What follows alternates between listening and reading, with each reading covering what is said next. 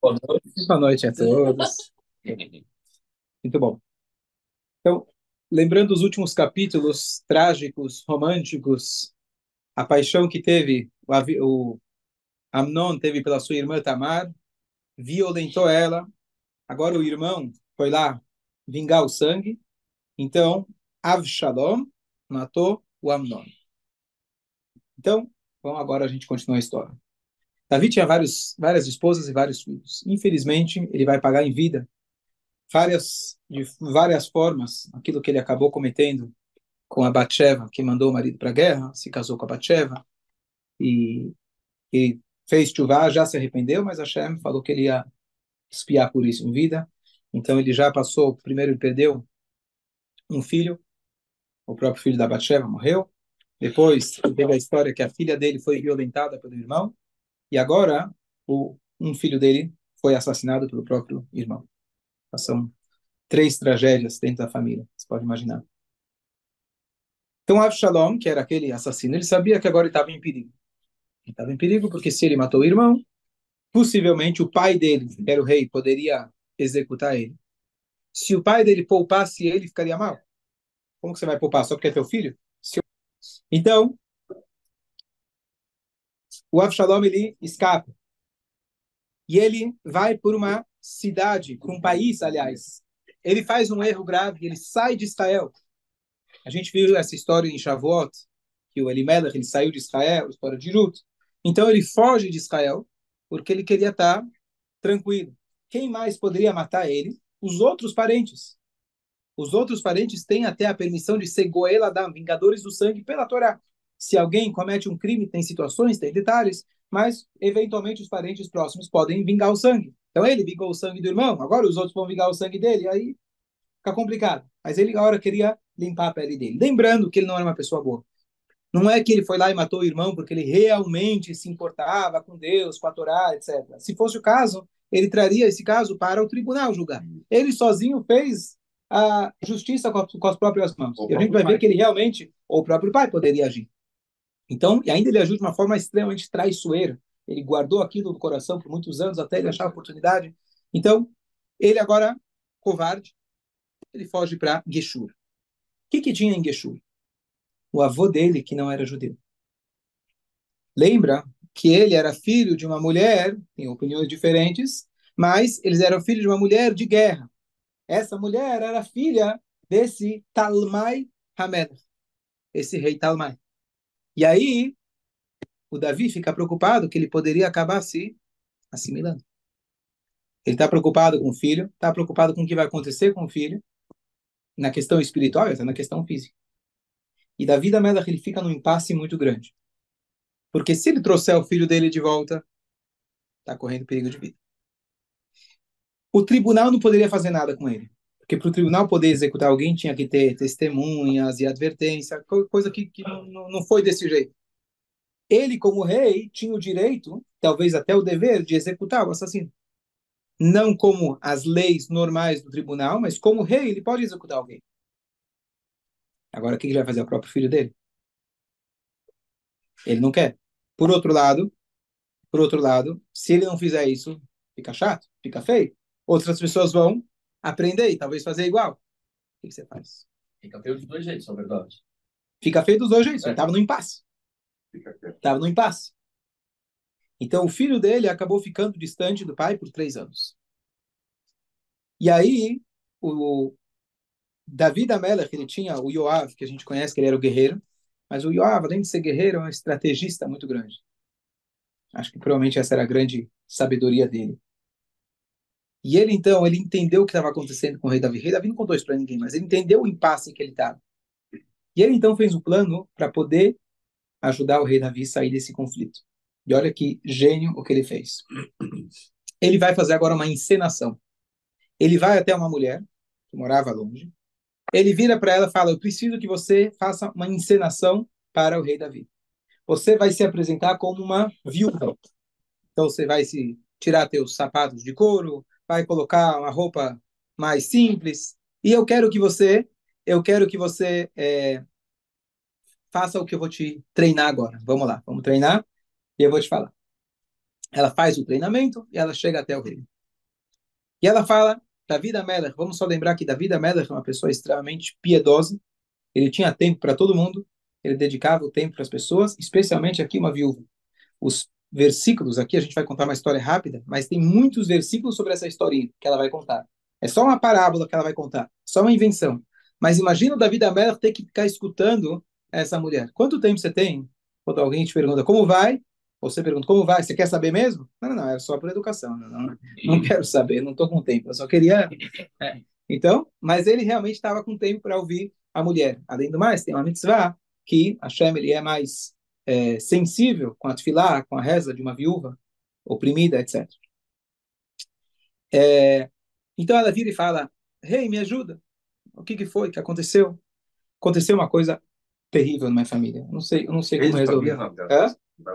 David Amelech não sabia dessa senhora? Não, Não. o justo foi pegar uma pessoa estranha, uma pessoa de longe. Mas o filho dele que armou tudo sem o pai Não saber. é o filho que armou. Quem armou foi o estrategista não, de guerra, o general. Então ele foi lá, pegou alguém que o rei provavelmente não ia conhecer e trouxe até ele. Que aí ela falou: olha, o meu marido, ele acabou morrendo.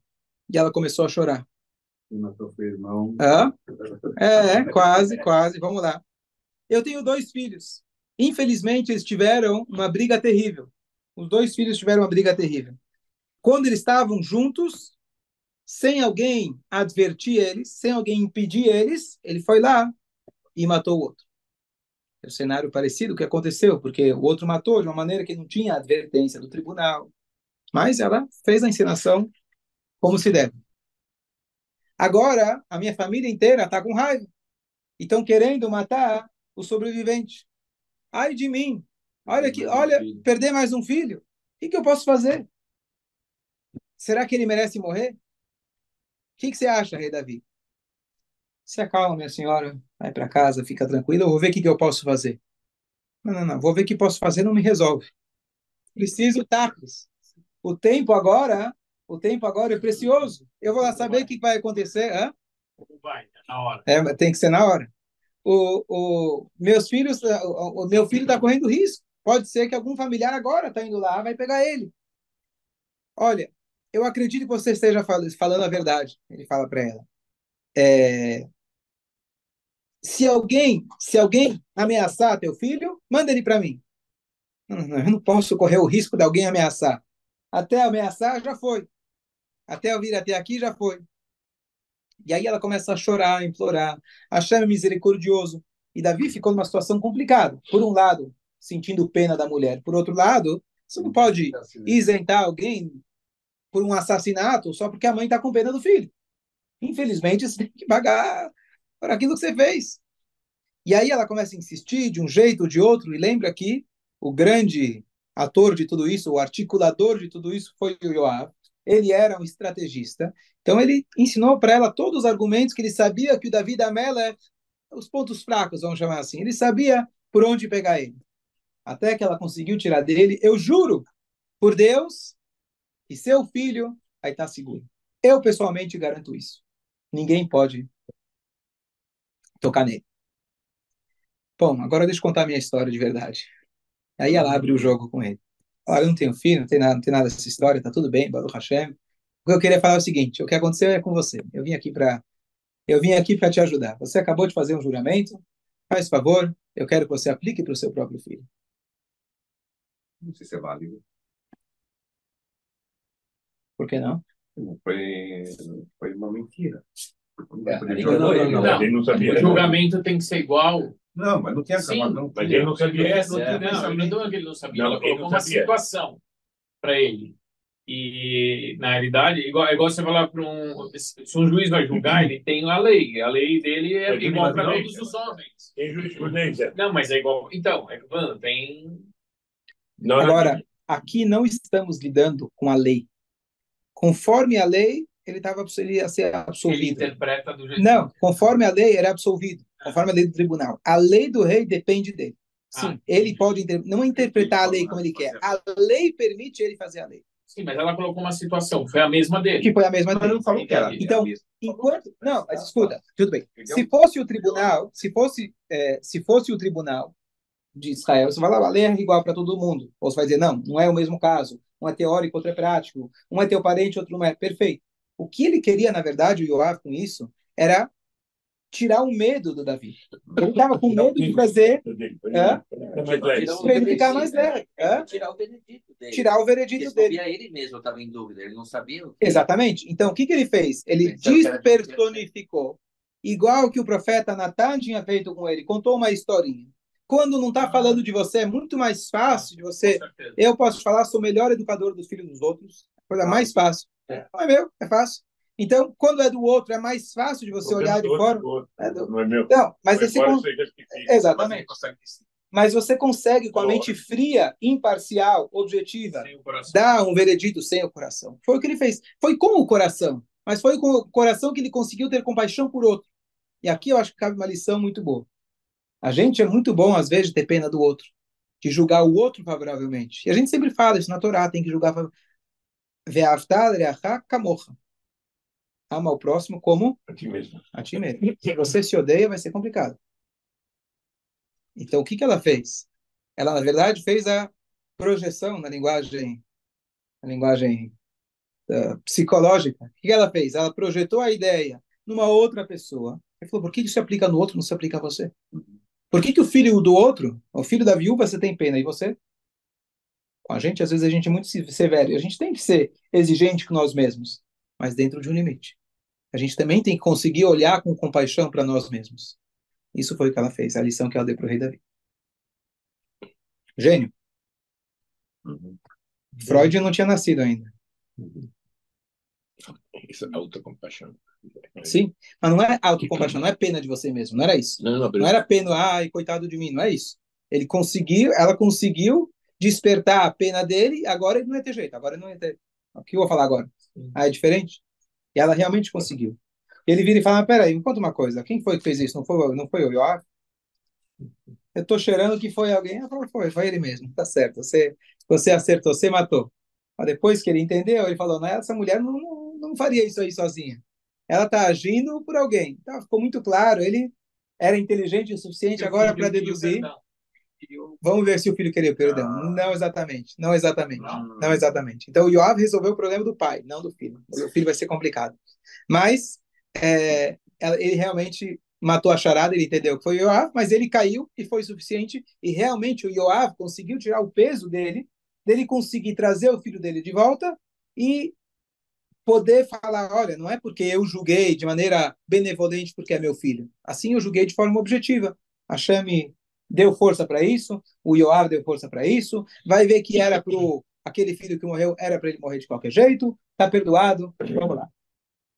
Então, acho que já é uma história tremenda aqui, o jeito que ela fez. Bom, e aí então, Davi manda mensagem para o filho dele, que está lá longe, e manda ele vir. Mas,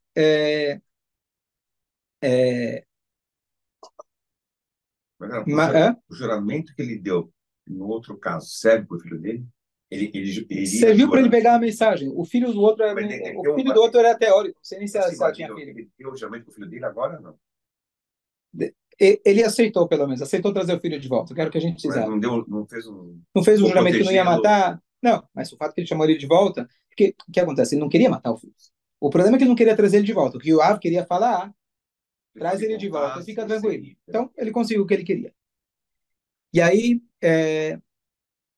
ele vira e fala então para o Yoav, você começou, você que armou isso aqui, então faz favor, vai lá e chama meu filho. Ele manda trazer o filho, e ele fala, muito obrigado por aceitar meu conselho. Então, você tem que saber como dar um conselho. Né? Foi um conselho, queria dar um conselho. Você chegar assim, eu, Davi, posso dar um conselho?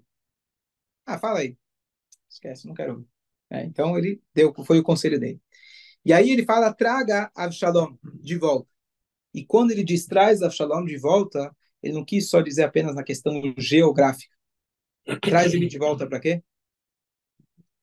Traz ele de volta para a nossa família. Traz ele de volta para os nossos conceitos. Isso que ele fugiu para o avô já demonstra aonde que ele estava, aonde que ele queria.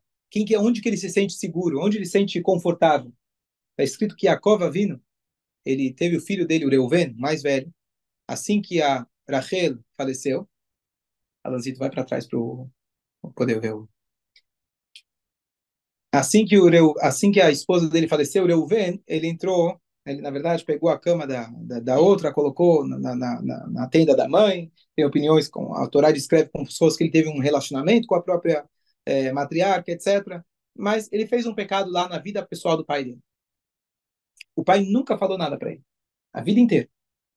No leito de morte, Yaakov estava lá no Egito, chama todos os filhos, aí ele fala, você foi muito ligeiro nas tuas ações. Pergunta ao nosso sábio, você demorou quantos anos? Mais de 20 anos, mais, você não lembra agora a conta, para você falar para o teu filho, agora é hora de falar, você devia dar bronca lá atrás. E aí ele fala, eu tinha medo que o meu filho Reuven, ele ia se juntar com o meu irmão Esav. O Yaakov, ele tinha um irmão malvado. Na hora que você maltrata um filho, ele vai procurar algum tio, alguém que é da turma dele, alguém que é do time dele. Então eu tinha medo, se eu falasse com ele muito duro, ele ia fugir para o tio dele. E o tio Esav ia se identificar com ele. Eles iam ter bastante coisa em comum. O Esav era o mais velho, lembra? Ele foi mais velho e perdeu, vendeu, etc. Ah, Reuven, olha, sobrinho, aconteceu comigo a mesma coisa. Deixa eu te falar, tem uns outros jeitos aqui na vida para a gente resolver a situação. Então, o Yaakov, ele tinha esse medo. Então, tendo alguém que poderia dar apoio e ter empatia com a causa dele, era perigoso. Então, só usando aqui como um paralelo, o fato que Absalão foi para o seu avô não judeu e lá que ele se sentiu protegido, lá que ele teve asilo, então, e depois ainda que ele tinha cometido um assassinato na própria família, sem ter consultado Davi, o tribunal, etc. Então, ele realmente falou para o Yoá, você que é tão inteligente, você que foi tão esperto, traz ele de volta. Traz ele de volta no sentido duplo. Ele trouxe ele de volta, mas só no sentido literal, trouxe ele de volta para casa. Só que Davi, ele tem um comportamento que vale a gente tentar entender. Ele mandou trazer ele de volta, mas ele não recebeu o filho dele em casa. Mandou trazer ele de volta, pode estar aqui no país, volta para casa, mas Davi da Melech não permitiu que ele tivesse um encontro com ele. Podemos imaginar, provavelmente, ele ainda tinha que andar naquela linha complicada. Tá, eu não vou executar meu filho, já estou dando pano para manga para as pessoas, né, teu filho você deixa. Ainda eu vou chegar e trazer ele de volta, trazer ele para casa como se fosse nada aconteceu. Então, Davi da Melech trouxe ele de volta, mas manteve uma certa distância. Quem sou eu para criticar o rei Davi? Mas um dos erros do rei Davi que aconteceu ao longo da vida dele, que ele não advertiu alguns dos filhos dele em vida. Os erros que aconteceram foi justamente que ele não, por exemplo, o irmão que violentou a irmã, ele não falou nada. Se falou, não foi uma coisa como precisava falar. Avshalom vai ter comportamentos muito errados. Davi da Meda, por algum motivo, não vai admoestar ele. Então, os sábios apontam isso, então cabe a gente saber o que a gente deve aprender, o que a gente deve aprender a não fazer do rei Davi. Né? Sadik extremo, mas nesse ponto a gente não deve aprender dele que ele realmente não foi enfático, não foi duro com os filhos dele, com os filhos dele. Então ele não convidou ele, e o Davi nem conhecia os seus próprios netos, os filhos do Avshalom. Coisa trágica. Acho que vai casar aqui. Isso chama Mishpucha, se alguém conhece. Essa entidade. Tsures, que? Essa entidade. A entidade chamada Mishpucha, família. Não é uma coisa simples. Briga de família já tinha lá atrás.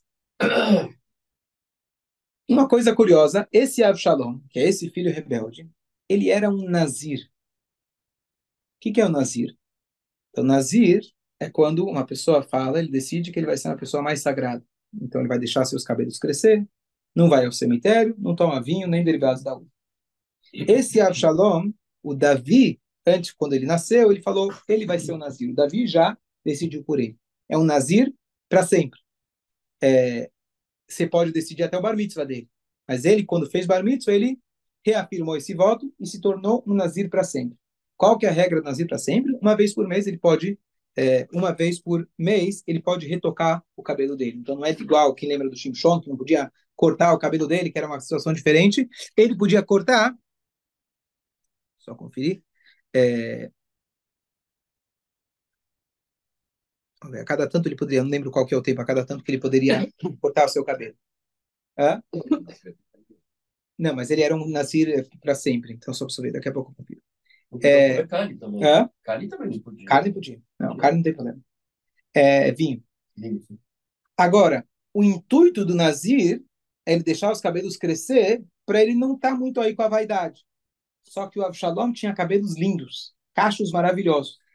Ao invés dele usar isso como uma forma dele se tornar mais sagrado, ele saía na capa da revista, lá se posando com os seus cabelos.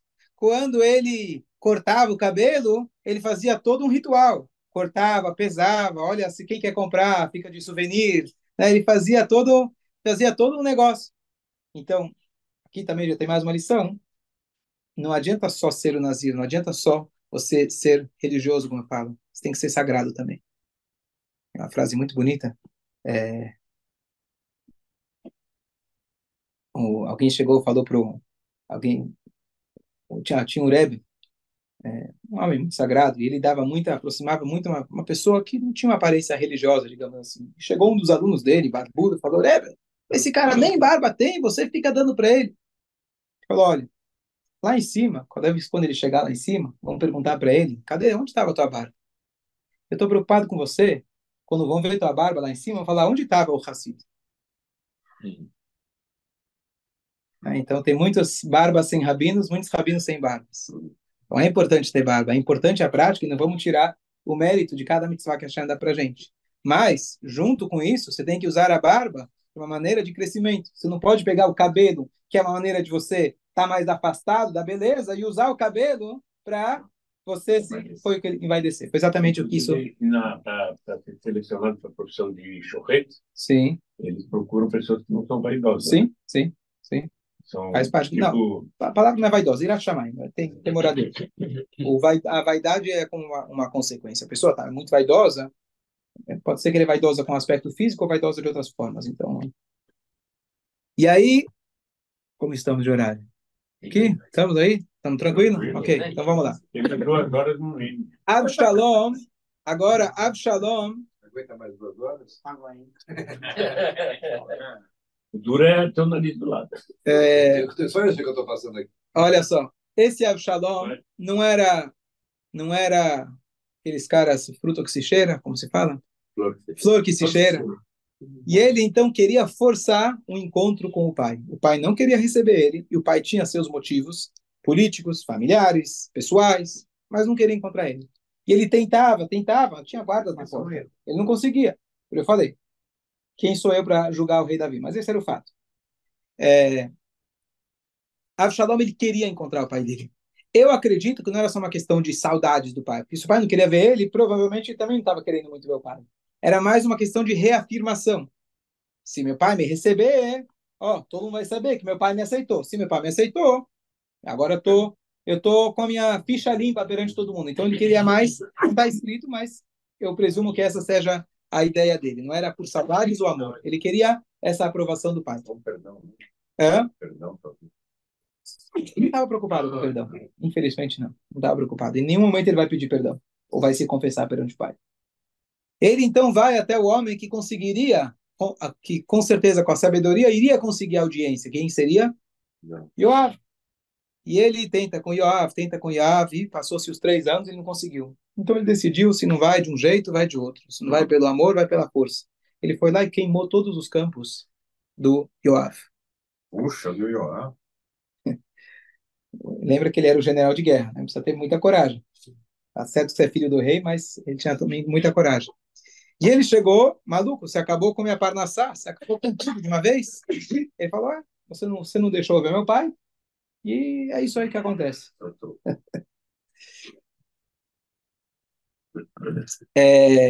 Yoav não tinha escolha. Yoav viu que não tinha escolha. Então, ele conseguiu, então, a audiência com o pai. Davi da Mela recebeu o filho. A Torá não conta muito para a gente o que aconteceu nesse encontro, dando para a gente a entender que foi um encontro muito formal. O pai deu o perdão para o filho, mesmo sem ele ter pedido muito perdão, e terminou por aí. Então, a gente vai ver, esse é o começo do Avshalom. O Avshalom vai terminar pior ainda. De todos os filhos de Davi, ele vai ser aquele que, já dando spoiler, vai profanar todas as esposas do rei Davi, vai expulsar o próprio rei de casa.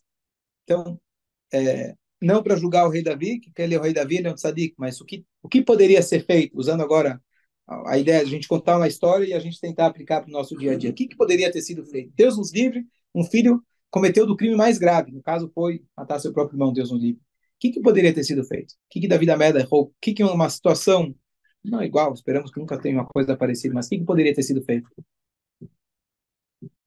Mantenha o contato com ele. Então, você não traz ele de volta para a questão social, familiar, a tua posição como rei, fica complicado. Então, aos olhos de todo mundo, ele está distante. Não oferece perigo para ninguém, ele não está em perigo, está tudo certo. Como eu vou garantir o bem-estar dele? Então, eu vou, se precisar, eu vou até lá visitar ele, eu vou até lá mandar carta para ele, manter o contato. Acho que esse é, pelo menos, alguma forma. Mas, de qualquer jeito, quem forçou o encontro foi ele. Quem forçou o encontro foi o pai. Não. O filho. O filho forçou o encontro. Mas de uma maneira. Ele manteve a distância. Ele queria encontrar o pai. Isso. Ele queria encontrar o pai, porque ele queria um aval do pai. Não estava com saudades do pai, provavelmente. Não era uma questão de amor. Em termos, talvez, lições para a gente, quando a gente tem um filho que não faz exatamente aquilo que a gente quer, muito longe desse caso absurdo, etc., mas a Torá dá lições para a gente. Uma situação muito, muito prática, mas Deus nos livre de ter um filho. E não só que ele está fora do caminho, ele está sendo uma influência para os outros filhos. O que você faz? Por um lado, não posso abdicar de um filho. Por outro lado, não posso permitir que ele vai fazer coisas que vai influenciar. Se não vai influenciar os outros, claro que você mantém ele perto. Se você vai deixar... Deixa ele no colégio interno. Isso, então você abandona teu filho. Não, você vai adicionar ele, é o que o senhor falou. Então, é uma situação complicada. Saiba que a melhor e mais forte influência sobre os filhos é os pais. Por mais distantes que estejam, a força maior que existe é os pais. Tudo bem, tem influência, amigos, ele pode se deixar levar pelos amigos, mas quando a gente chega na essência, realmente os pais têm a maior influência. Então, nunca, nem você falou, nunca abandone o seu filho. Às vezes, você precisa tomar medidas de segurança, mas você nunca vai abandonar o seu filho. Assim como Hashem nunca abandonou a gente. Hashem nunca abandonou a gente. Mas não é você coloca ele, seja no colégio interno, seja onde for, mas você abandona ele, deixa ele lá. Você precisa manter o contato. Só concluir com uma história bonita. Tinha não lembro exatamente o detalhe da história, mas tinha um rapaz que ele fugiu da família, foi muito longe, por muitos anos. E depois de, sei lá, 20, 30 anos, ele voltou. E perguntaram para ele, você voltou de repente, o que aconteceu? Eu vou te falar. O meu professor da escola me ligava toda sexta-feira para dar Shabbat Shalom. Poxa, que incrível. Mas eu nunca atendi ele.